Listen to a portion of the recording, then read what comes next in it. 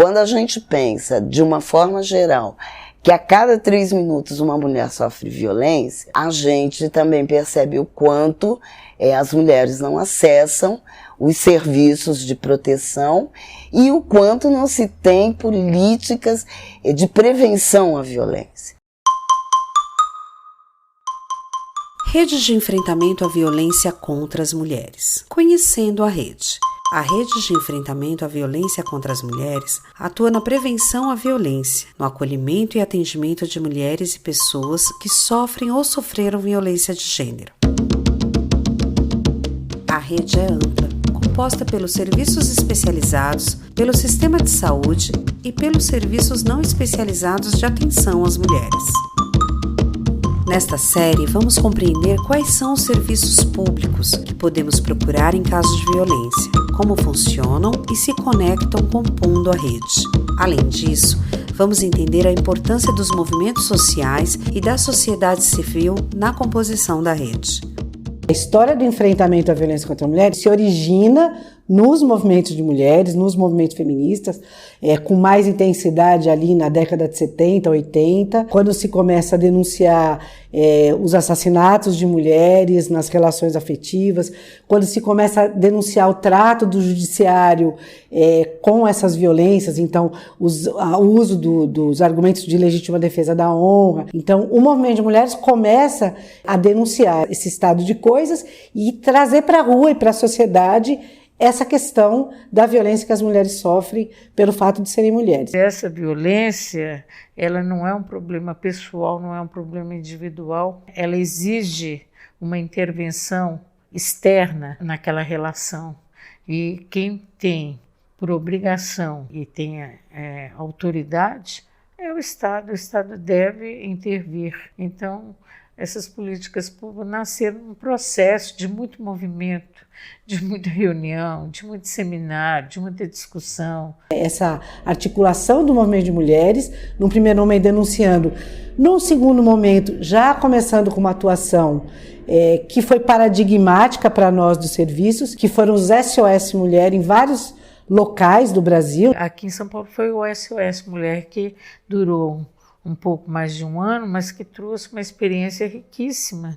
Que foi a primeira experiência, que foi a inspiração para os centros de referência que vem depois. Então, são a primeira experiência de escuta dessas mulheres. A partir daí que começa a se ter a percepção e a concretude do que é que essas mulheres viviam. A partir dessa escuta das mulheres, de como elas eram maltratadas nas delegacias comuns, como a demanda delas era desqualificada, é que se começa a demandar um atendimento especializado que vai originar as delegacias da mulher. A delegacia foi uma resposta do Estado. Né? O Estado viu que a violência começava a ter uma visibilidade e era uma demanda que já criava uma opinião crítica da sociedade, que começava a ver essa violência tão banalizada pelo Estado, tão desconsiderada. Fazendo uma ponte aí, né, para a gente não perder esse movimento histórico. Então a gente tem lá os SOS, a criação das delegacias, a primeira casa-abrigo que é criada. Então a gente tem embriões aí que começam a surgir para oferecer respostas para essa mulher que sofre violência.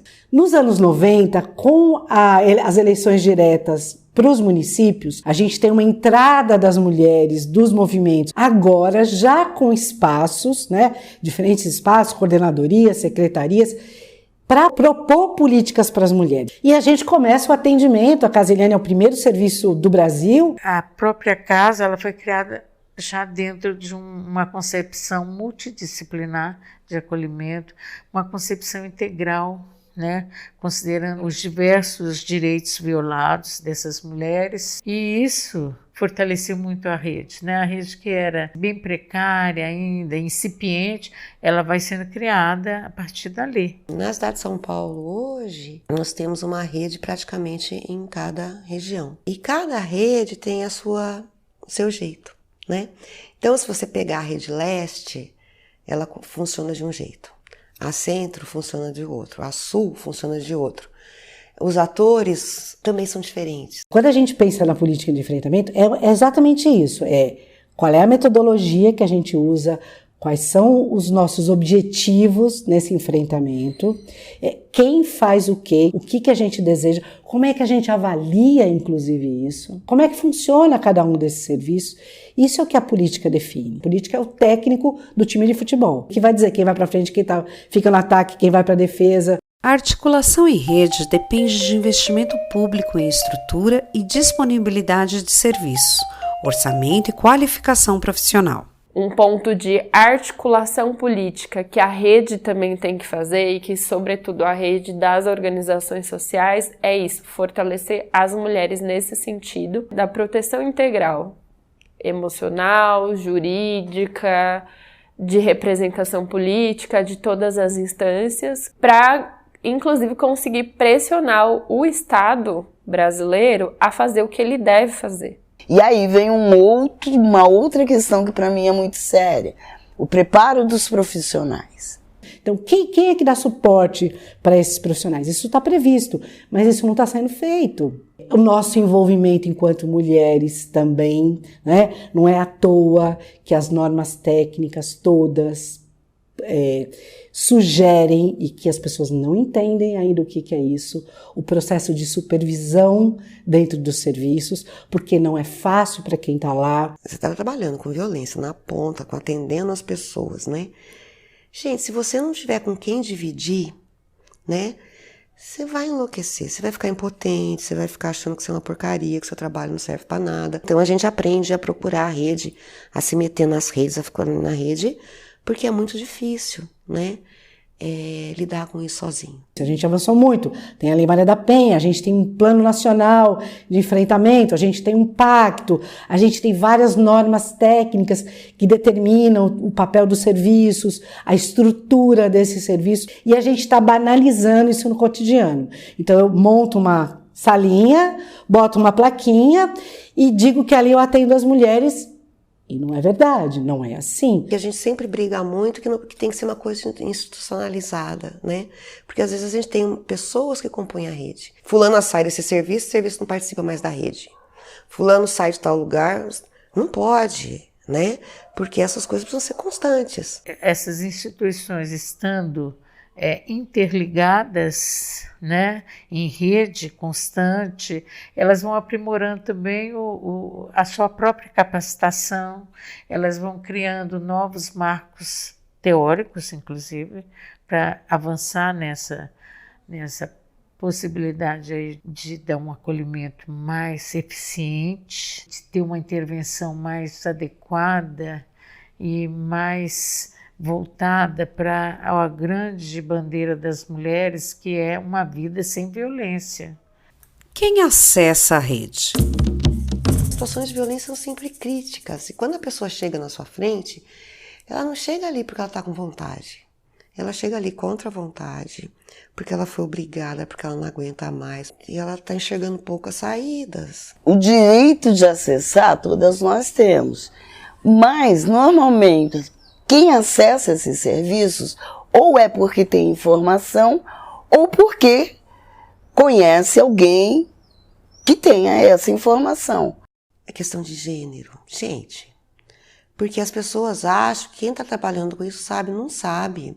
Recém-formado que vai trabalhar no serviço, na faculdade nenhuma ensina isso, e as pessoas chegam para trabalhar uma perspectiva machista, patriarcal, racista, classista. E para nós, assim, que somos da cidade, a gente nem sempre pensa nessa mulher rural, que não tem vizinhos, muitas vezes, que sofre a violência sozinha. Assim como outras questões, como a questão da mulher negra, como para nós é importante, como coordenadoras, como lideranças, a gente colocar para as outras mulheres que ser solidária não é dar um link na internet. Ser solidária é entender o quanto que, mesmo sendo mulheres, nós mulheres negras passamos uma violência específica. Quando a gente pensa, por exemplo, nas profissionais do sexo, a gente forma uma rede. Quando a gente pensa nas mulheres trans, né? Que é uma realidade que para muitas está muito distante, mas que para muitas de nós está muito perto, está dentro de casa, está na casa ao lado. E como é que a gente lida com isso? Então, assim, essa rede, ela é uma rede que a gente constrói no cotidiano. O enfrentamento à violência deve considerar também ações de prevenção essenciais para uma mudança real na sociedade. A sociedade civil e os movimentos sociais têm papel fundamental neste eixo de atuação. Toda mulher sabe o que é uma situação de violência, né? E às vezes a mulher não tem espaço para poder falar sobre isso, poder elaborar isso, poder sistematizar isso. Por isso que eu acho que o espaço das PLPs é um espaço fundamental. Então, às vezes parece que não, mas uma informação que a gente dá, ela se multiplica por várias mulheres. Agora, o que é necessário a gente saber? Que a gente tem que se dispor a estar junto, né? Porque quem é violentada, de alguma forma, perde a energia, né? A capacidade de levantar com estratégia e dizer, olha, eu preciso ser atendida. Quem não sofreu o problema sempre vai estar mais forte. E aí eu acho que é a rede. Aí eu acho que é a solução.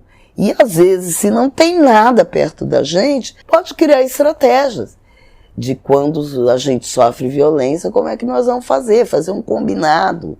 Eu não acredito nenhuma política pública e nenhuma lei, né, que vai ser base para a política pública. Eu não acredito em nenhuma que não tenha passado por essa rede em uma discussão.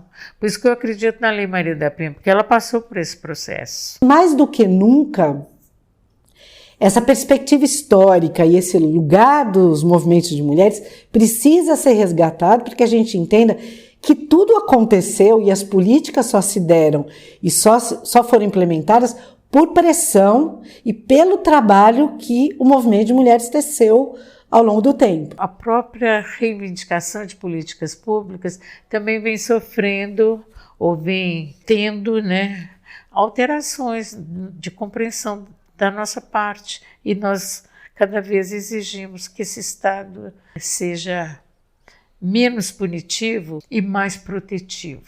É isso. Em caso de violência contra as mulheres, ligue 180, Disque 100 ou ligue 190.